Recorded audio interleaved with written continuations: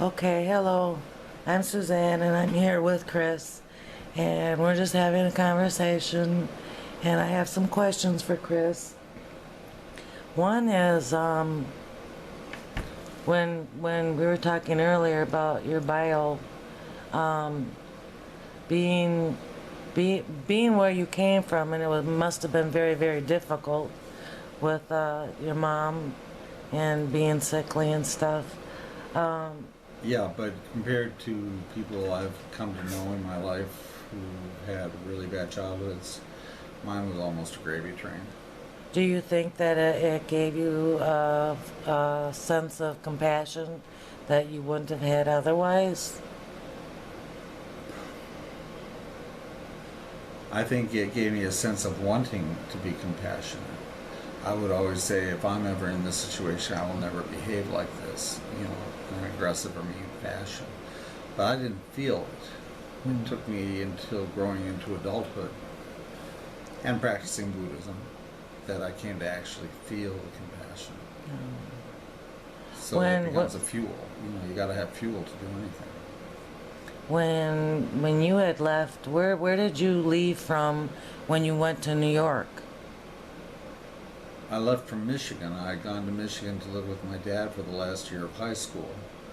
I'd had a reasonably unpleasant youth in Chicago with my mother, and so I ended up in Michigan with my dad and finished my year up there, and then I went to Michigan State University for 2 years in Lansing because my high school grades weren't good enough to get me into the University of Michigan, which is the good school. Michigan State was, in those days, it was called the Farmers College. Wow. Yeah. So What transpired to get you to New York? What was going on in Michigan? nothing. Michigan State was a terrible school. It was a terrible experience. I didn't want to be there. I was not an academic by any stretch of the imagination. I was a pretty confused person. Are we going to be showing the earlier tape? At some point. At some point. Well, I don't. I know want how to know the much- transition right now today Yes. from Michigan to New York, York. and what that took, because it takes an awful that lot. took three things. Okay. The first thing was in October of 1966, Martin Luther King came to the Michigan State University, and he talked. And it wasn't really one of. At the time, I remember I kind of fell asleep during his talk because it was a little monotonous. Plus, he was speaking to a whole bunch of white kids who didn't get it anyway. But I remembered really understanding the injustice he was talking about during the speech, and I certainly remember my own feelings about the civil rights movement. Even though I wasn't an activist, I was certainly for it and didn't understand the whole racial thing anyway, other than maybe a slight variation or a big variation on what I had experienced being a Jewish kid growing up in a Christian community. So What was that like? it wasn't particularly terrible in Chicago. Everybody had a lot. It's a very cosmopolitan city, and everybody had a lot of awareness of what had happened in World War II, and so people were by and large friendlier to the Jews, probably more so than they were in the 30s and 40s America. So, but I could understand the nature of racial and ethnic and religious discrimination. And King kind of coalesced that. I guess I knew I was in the presence of greatness, but I didn't really get what he was talking about in a lot of ways. You did later, huh? Yeah, but then about a month later, Timothy Leary came to Michigan State. And I'll always remember the very first thing he did. Now keep in mind, this is 1966 Michigan State University. And he puts his hands together and he bowed and he said, "Namaste." And then he said, for those of you not familiar with the word, it means "I salute the divinity within you." It actually has a much longer translation, but I'm real bad at memorizing it, so I'll have to repeat it somewhere down the line. But and then he talked about the philosophy, what he called tuning in and dropping out. Tuning into the reality of things, and then dropping out of the structure as it was being created in the real world. So as he was talking to you that day, it hit a chord. It The hit a truth. chord in that I knew I wasn't seeing the reality of my life. I knew I wasn't feeling authentic, but I didn't know what I was supposed to go toward.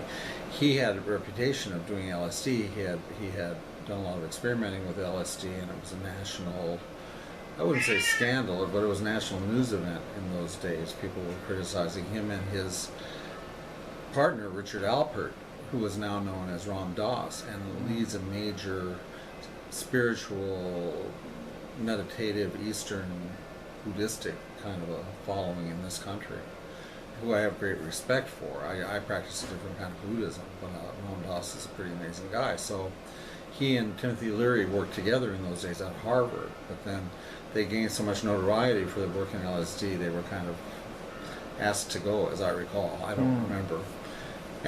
But Timothy Leary inspired a lot of us to tune in and drop out, which is what I did 4 months later in February of '67.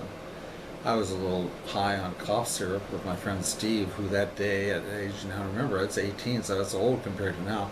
He gave me my first taste of marijuana, which I kind of enjoyed, but like everybody else who smokes for the first time, you don't really think you're high. So, and then he said, let's go to New York. He had been to New York, and he said it was amazing, and painted verbal pictures for me of Greenwich Village and Bob Dylan, and just that it was really happening there. And so that night in 1967, we went from Chicago by bus. We went to my dorm room at Michigan State. I packed up just a suitcase full of things, and I left everything, including my live gerbil, which my dad never forgave me for. But you can tell I was a nerd. I had a gerbil, for God's sake. Everybody else my age had a girlfriend. I had a gerbil. So anyway, and then Steve and I went to Saginaw. There's that Paul Simon song, it took me 3 days to hitchhike from Saginaw. I always think of that. I lived in Bay City, which is right next to Saginaw, but we went to the Saginaw Bank to get all the money I'd gotten for graduation the year before. It was like $800. And took it out of the bank, and unbeknownst to me, the bank called my father at work. This would have been on a, I think it was a Monday or a Tuesday, and they said, your son is in here taking all his money. And my father didn't know why, but he found out soon because I bought a ticket for me and Steve, and we went to New York, and by 3 days later we were living in a Lower East Side tenement in around 5th and C that cost $30 a month. It was on a 6th floor walk-up, and inside had been painted yellow because the previous tenants wanted to feel like they were living in a banana. So we rented that. I spent my second or third night on the floor of that apartment looking up at a poster of James Dean hallucinating like crazy because I'd taken my first LSD.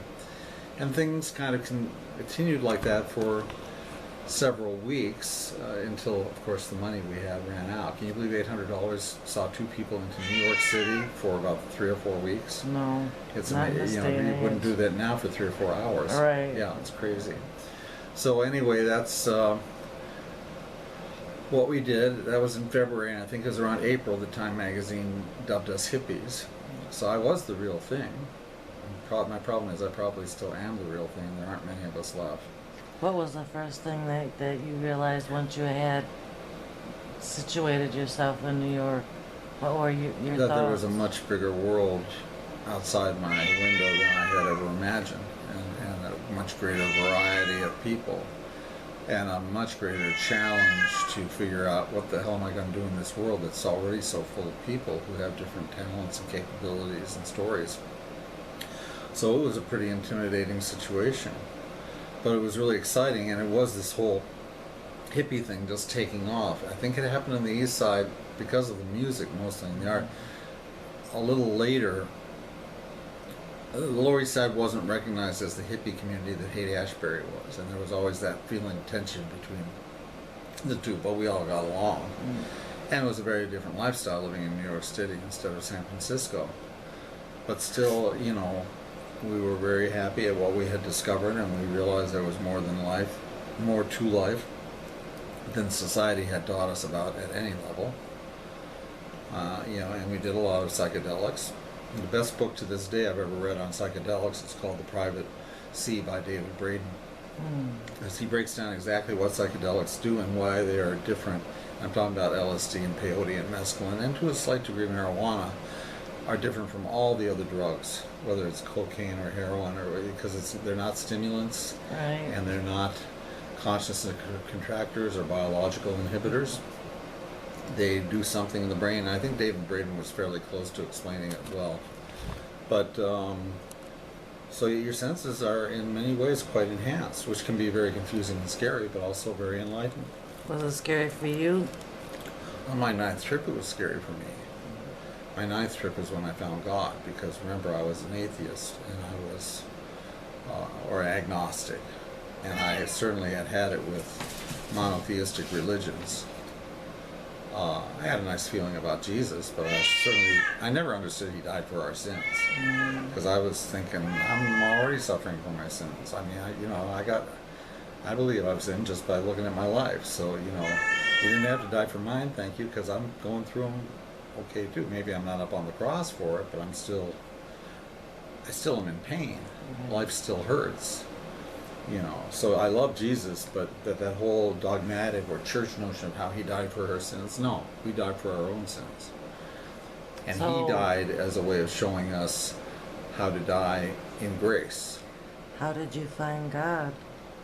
It was on the bad trip. It was on the bad trip that I took. A friend, David, had given me too big a dosage, and then so I started hallucinating a lot, and not imaginary things. Hallucinating, at least for me with LSD, wasn't seeing things that weren't there. It was just seeing things with much more vibrant color and much more kind of around the boundaries. Things look like they're melting. David Braden in the book says that's because your senses are perceiving more, so you're actually seeing the energy of the boundary instead of the boundary itself. You're seeing more, so things keep changing when you're looking at them, and it's really, for the most part, quite beautiful. But he had given me too much LSD, and then he said, okay, let's take an acid trip. Well, these buildings in the Lower East Side are all 6 and 8 floor walk-ups, and they're all connected to each other. They're not separate space in between. In the back where they're joined is called the air shaft. Our apartment, the Yellow Banana apartment, had all the windows facing the air shaft were broken, so we had natural ventilation, And so anyway, David and Steve and I all went up to the roof. David said, we're going to jump across the air shaft. Well, I am a physical klutz, being Jewish, and I will admit that I'm also a physical coward. I don't like pain. I had enough of that when I was little from my mother, so I don't see a whole lot of value in pain. Except that which does not kill me makes me stronger. Right. But he said, we're going to jump across the air shaft, and I could not do it. I was hallucinating so badly, and I was just terrified and paranoid. So that's when the trip started going bad, because I was so down on myself, which is a major thing I do anyway. And so Steve tried to lighten the atmosphere. He said, I know, let's all get on the subway and go to Staten Island and take the ferry across to Staten Island and watch the sunrise. And we all went, yay, So we all walked from the East Village over to the West Village to get on the Staten Island subway. And we went down to now I'm about an hour and a half into the trip, maybe 2 hours. Trips are usually about 12 hours long. So now I'm an hour and a half, 2 hours in, and we're down on the subway platform, and at that hour of night they were running express trains, which means they would go past that station and they wouldn't stop. And this probably happened 2 or 3 times. Well, when you're on LSD in a really heightened state and not in a good state to begin with, time and space get very expanded. So I literally felt like I had been on the subway platform and I'm not joking, it felt like 80 or 90 years, and that hundreds of trains had gone by. That was the hallucination, as it were. And I just freaked out. So when the next train was coming, I tried to throw myself in front of it, onto the tracks, because I wanted to end this terrible wait. And Steve moved around in front of me. He saw what I was doing, and he stopped me just as I was about to go off the edge and screamed in my face. you're on acid. Chris, you're on acid. You took LSD. Do you remember? And at that point, you're in such a state of ego loss. I barely remembered that my name was Chris. You know, it was just this voice yelling at me. But he was also restraining me, so luckily I couldn't jump. So he said, look, this happens sometimes. People take so much acid they forget they're on acid. Because it feels really real. I can't explain it. It feels very real. It's not like all So woozy. when you got done with that trip, what did you feel? Well, see, that's the rest of the story. Okay. I have to talk to you about not when I got done, Yeah. but while I was coming down, which was a process. Because what Yes. happened, so we got on the train, went to Staten Island, but unbeknownst to us, the trains didn't stop at that point in the morning because it was still too early and the ferry wasn't running anyway. So then again, I tried to throw myself onto the tracks. Let me see, a second time? A second time, yeah. Yeah, I was going to throw myself on the tracks, and I actually opened the subway doors that were shut, and they're shut with metal arms. So, I mean, I had some adrenaline flowing. And he pulled me back again, and we finally got back to the West Village, and we got out of the station exactly where we'd gotten on, maybe 90 minutes earlier. And I had gone through this tremendous situation of trying to kill myself twice and having Steve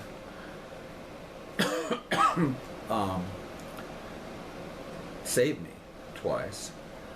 And then we walked from the West Village back to the East Village, and now I was coming down. And the first thing that happened is when I came out of the subway into the streets of New York, which at that time of the morning, it was getting to be dawn now, were just beautiful and peaceful and very few people on the street.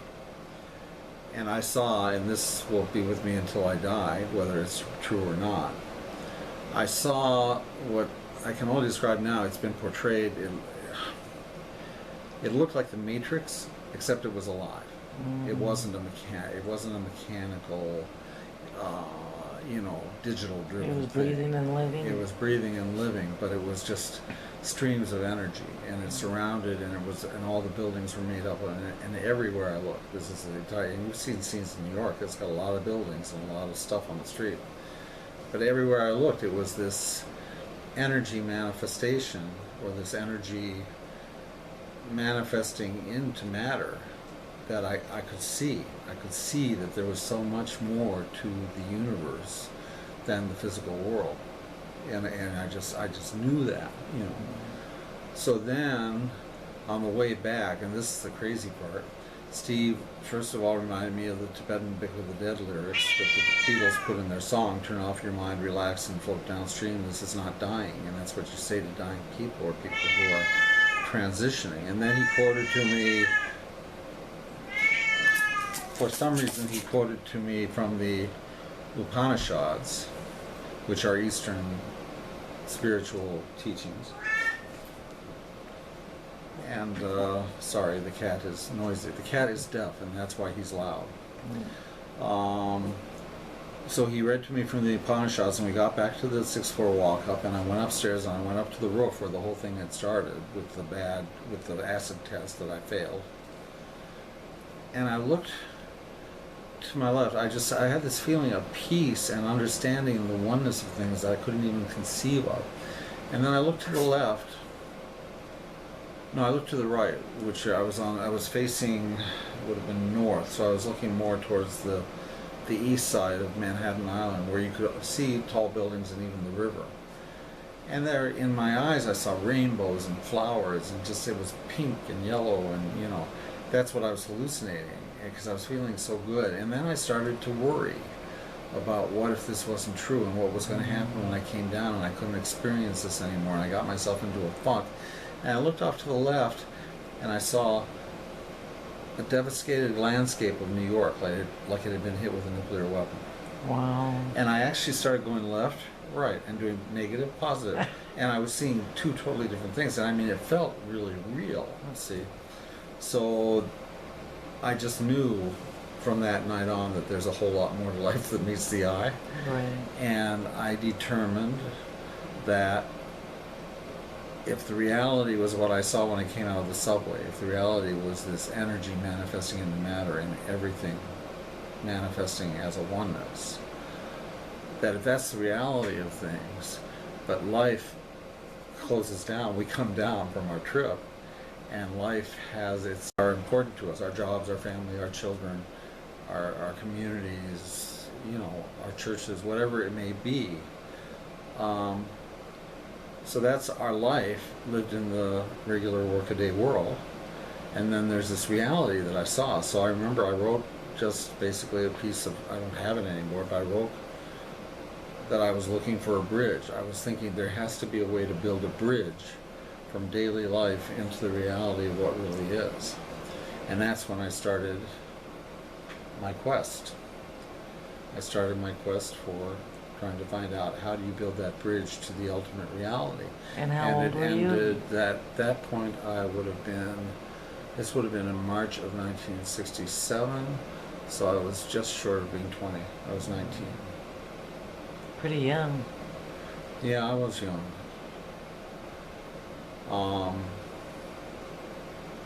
And then, you know, and then it became a quest, which was really fascinating. I mean, I ended up, it's not famous, people usually heard of the Chicago 7, the hippie thing. They were all arrested at the Chicago Convention. Their lawyer was William Kunstler, and they were really trying to change society.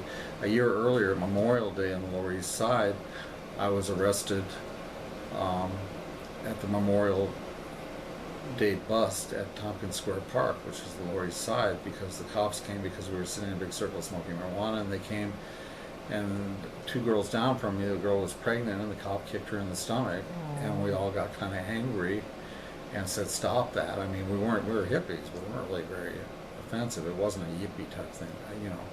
But, you know, we all got pretty much hit with police sticks and thrown in the Tombs of New York, which is the city jail.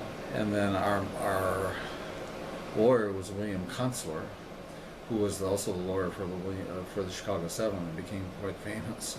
He was a famous lawyer for liberal causes back then. I was arrested with Abby Hoffman, who was just an obnoxious loudmouth, and Jerry Rubin. I guess those are the main names that people would know from that time period. So I was kind of a little in the thick of it. I wasn't in the center of any kind of big political movement or anything. But in the same sense, it seems to be the place, the spot in your life where you started to make some very clear, strong. Yeah, I decided decisions. Things weren't really wrong. Were really wrong. I became very anti-Vietnamese War. I became very pro-civil rights. You know, I wasn't an activist per se because I didn't really want to go the political way, and besides, we were enjoying the hippie life too much, at least for about another year. But I did in November.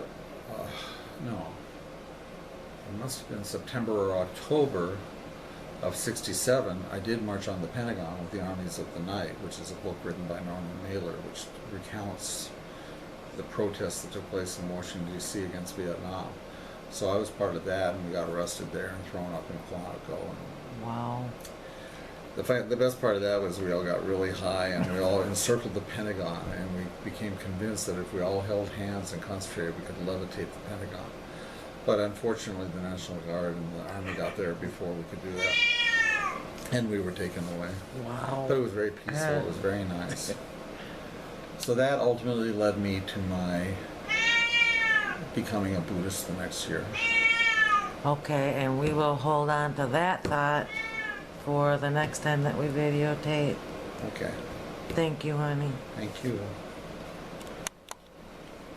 Let me see if you like that one.